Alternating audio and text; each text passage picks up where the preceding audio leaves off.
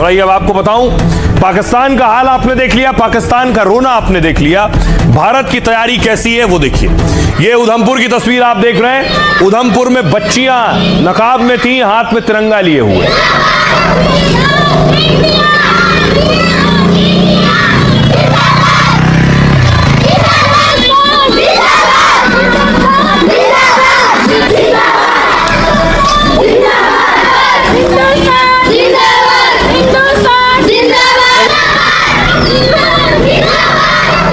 अब दूसरी तरफ आपको बॉर्डर पर लिए चलता हूं। वाघा अटारी बॉर्डर पर भी तैयारी शुरू हुई और कल का दिन बड़ा होता है, दूर दूर से लोग पहुंचते हैं वाघा अटारी पर।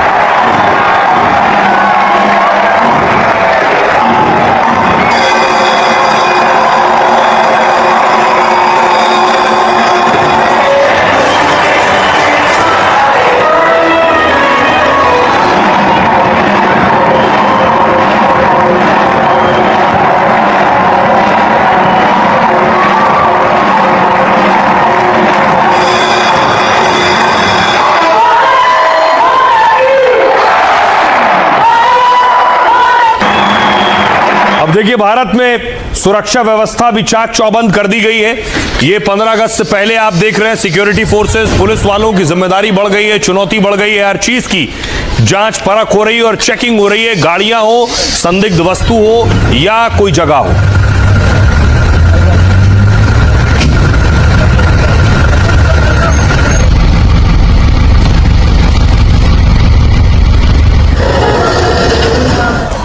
अब देखिए, ट्रैफिक पुलिस के लिए भी बड़ी जिम्मेदारी होगी कि रूट डाइवर्ट होंगे, बहुत से रूट बंद किए जाएंगे। ट्रैफिक पुलिस ने भी तिरंगा यात्रा निकाली।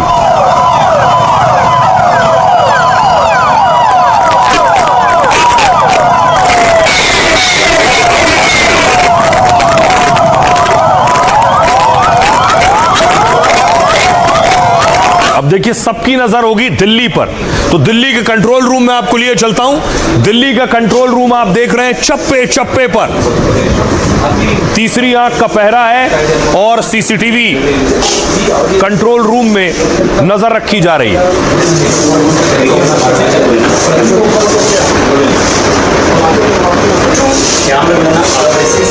और देखिए जरा किस स्तर की तैयारी की गई है भारत में 15 अगस्त से पहले।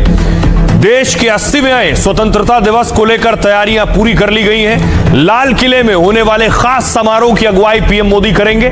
जैसे ही पीएम राष्ट्रीय ध्वज फहराएंगे, 21 तोपों की सलामी दी जाएगी। पहली बार लाल किले के समारोह में वंदे मातरम का सामूहिक गायन भी होगा।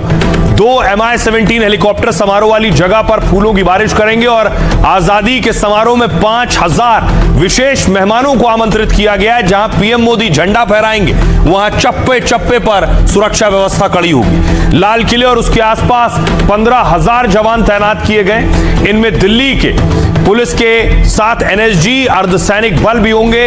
1000 से ज्यादा CCTV और ड्रोन कैमरों से निगरानी होगी, क्योंकि दिल्ली में 5 से ज्यादा जगहों पर बम की धमकी मिली थी। इसके अलावा लाल किले के अलावा सभी संवेदनशील इलाकों में भी पुलिस मौजूद रहेगी। स्पेशल सेल संदिग्ध गतिविधियों पर विशेष नजर रखेगी। जमीन के साथ यमुना खादर इलाके में भी सुरक्षा के विशेष इंतजाम है। यमुना नदी में नावों के जरिए लगातार गश्त की जा रही है, जिससे नदी के रास्ते किसी भी संदिग्ध गतिविधि को रोका जा सके। सुनिए जरा दिल्ली पुलिस क्या कह रही है इस पर। एंटी टेरर चेक्स करना, उसके एंटी टेरर रिस्पांस प्लान बनाना, क्राउड मैनेजमेंट करना, VIP सिक्योरिटी, ये सारा एरिया सिक्योरिटी, ये सब हम लोगों ने एस्पेक्ट्स यहाँ पे ध्यान दिए हैं। और उसको लेके हम लोगों ने डिटेल में मैन पावर डिप्लॉयमेंट किया है, जिसमें कल हमारा 15 से 20 हज़ार मैन पावर यहाँ पे अलग अलग एजेंसीज की डिप्लॉय रहेगी। यहाँ हमें 2-3 हज़ार से ज़्यादा की हमने फोर्स ऑन ग्राउंड ट्रूप्स हमने यहाँ लगा रखे हैं। उसके अलावा टेक्नोलॉजिकली हमने बहुत ज़्यादा एडवांसमेंट्स किए हैं इस साल, तो एंटी ड्रोन सिस्टम्स पे भी हमने काफ़ी यहाँ पे काम किया है। कैमरा क्वालिटीज़ पे, जूमिंग क्वालिटीज़ पे हमने बहुत ज़्यादा काम किया है और एक ओवरऑल एक सिक्योरिटी का छत्र सा बनाने की कोशिश की जा रही है। तो देखिए, जब हिंदुस्तान जश्न आजादी में डूबा हुआ है, तो पाकिस्तान अपनी हरकतों से बाज नहीं आ रहा है। एक बार फिर पाकिस्तान ने गीदड़ भभकी दी है। इस बार यह हिमाकत पाक के PM शाहबाज ने की। पाक की आजादी पर भाषण देते हुए शाहबाज ने कहा, पाकिस्तान के हिस्से के पानी पर समझौता नहीं होगा। अगर किसी ने पानी रोकने या कम करने की कोशिश की तो पाकिस्तान की ओर से मुंहतोड़ जवाब दिया जाएगा। शाहबाज ने धमकियां इस्लामाबाद में खड़े होकर दी हैं, वो भी इसलिए क्योंकि भारत ने सिंधु जल संधि निलंबित कर दी थी। अप्रैल 2025 में पहलगाम हमले के बाद यह एक्शन लिया गया, जिससे सिंध और बलूचिस्तान प्रांत में गंभीर जल संकट हो गया। हालत यह है, करीब 10 करोड़ आबादी पर असर पड़ा है, किसानों को नुकसान हुआ है। जबकि बारिश में अचानक पानी छोड़ दिया जाता है तो पाक में बाढ़ आ जाती है, क्योंकि भारत ने पूर्व में चेतावनी दी और डेटा शेयरिंग बंद कर दिया और वहां नदियों का जलस्तर और जान माल का खतरा बढ़ गया है। और इसी वजह से बौखलाए पाक पीएम युद्ध की धमकी दे चुके हैं। पाक के मंत्री भी भारत के खिलाफ जहर उगल चुके हैं। लेकिन अब शाहबाज बोले, पाक पड़ोसियों के साथ शांति चाहता है, लेकिन उसकी शांति की इच्छा को कमजोरी मत समझना। शांति का झूठा ढिंडोरा पीटने वाले शाहबाज ने गीदड़ भपकी दी, कहा भारत सही रास्ते पर आए, नहीं तो सीधा जवाब मिलेगा। उन्होंने कहा कश्मीर पर पाक का रुख कभी नहीं बदलेगा। शाहबाज ने एक बार फिर मुनीर की तारीफ में भी कसीदे पढ़ दिए।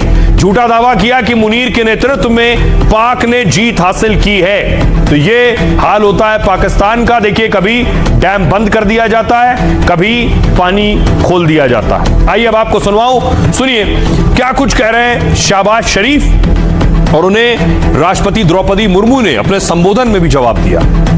आतंकवाद के विरुद्ध ऐतिहासिक ऑपरेशन भारतीय सेनाओं की अचूक क्षमता का प्रमाण है।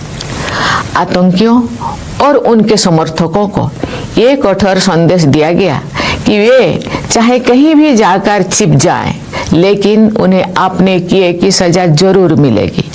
आतंकवाद को संरक्षण देने वाले देश के साथ अतीत में की गई सिंधु जल संधि का निलंबन करना हमारे देश के विशेषकर किसानों के हित में एक निर्णायक कदम है। भारत ने सिंध ताश मुआहदे को यकतरफा और गैर कानूनी तौर पर मुअत्तल करके खुद को अमन का दुश्मन साबित किया है। मैं वाशगाफ अल्फाज में ऐलान करता हूं कि पाकिस्तान के पानी की एक एक बूंद हमारी रेड लाइन है। भारत राह रास्त पर ना आया तो उसे राह रास्त जवाब दिया जाएगा। हाँ, हमारा खून ना, हम तो यही तो कहते आए हम कि हमारा खून चूसा गया। शुक्र है नवाज शरीफ साहब को अकल आई।